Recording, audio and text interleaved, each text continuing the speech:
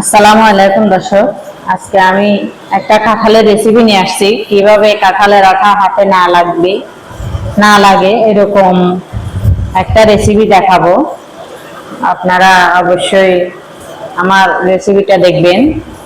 যারা কাঁঠাল কাটতে ভয় করে, হাতে আঠা লাগে, এটা অনুভব করে দাঁড়াবটিতে আঠা লাগে, সেজন্য কাঁঠাল কাটতে চায় না, ওরাও আজকে রেসিপিটা দেখলে কাঁঠাল কাটবে অনায়াসে খুশি মনে। দেখবেন ইনশাল্লাহ ভালো লাগবে। শুরু থেকে শেষ পর্যন্ত আমার রেসিপিটা দেখবেন এবং লাইক শেয়ার করবেন, সাবস্ক্রাইব করবেন নতুন নতুন।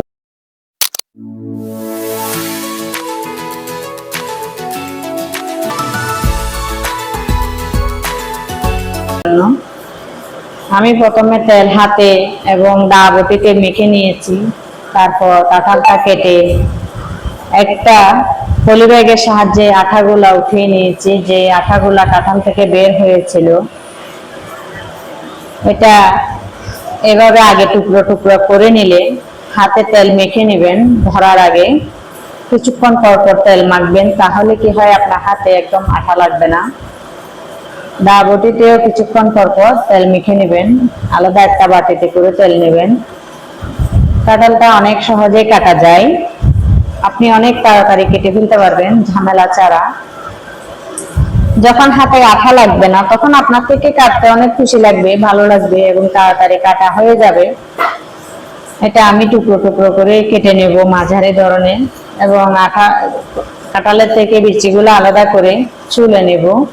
ওই বিচিগুলো কাঁঠালের সাথে দিব। এটা আমি কিভাবে আঁশগুলা ছেড়ে তাড়াতাড়ি করে কেটে নিচ্ছি দেখুন। এটা অনেক তাড়াতাড়ি এমনিতেই হয়ে যাচ্ছে, যেহেতু হাতে আঠা লাগেনি বা বটিতেও লাগেনি, কোথাও লাগেনি, একদম সুন্দরভাবে কাটা হয়ে গেছে।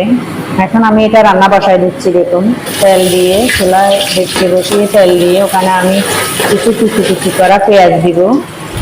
এর মধ্যে আমি 1 চা-চামচ পরিমাণ আদা বাটা, 1 চা-চামচ পরিমাণ রসুন বাটা, একটা দুটা বা পেঁয়াজ বাটা, আবার কুচি করা পেঁয়াজও দিতে পারেন, কাঁচামরিচ 2-3টা, স্বাদ মতো লবণ, হলুদ, মরিচ, গরম মশলা গুঁড়ো, এসব আমি একসাথে করে নিয়েছি পরিমাণ মতো। এটা যেতটুকু পরিমাণ হবে তা দেখে আপনারা পরিমাণ করবেন। কাঁঠাল কতগুলো এটা দেখে নিতে হবে। এর মধ্যে আমি চিংড়ি মাছ মশলাগুলোর মধ্যে দিয়ে নাড়াচাড়া করে নেব। মসুর ডালগুলা দিয়ে দিব, ডাল আগে থেকে ভিজিয়ে ধুয়ে রেখেছিলাম। এখন কাঁঠালগুলাও দিয়ে দিচ্ছি।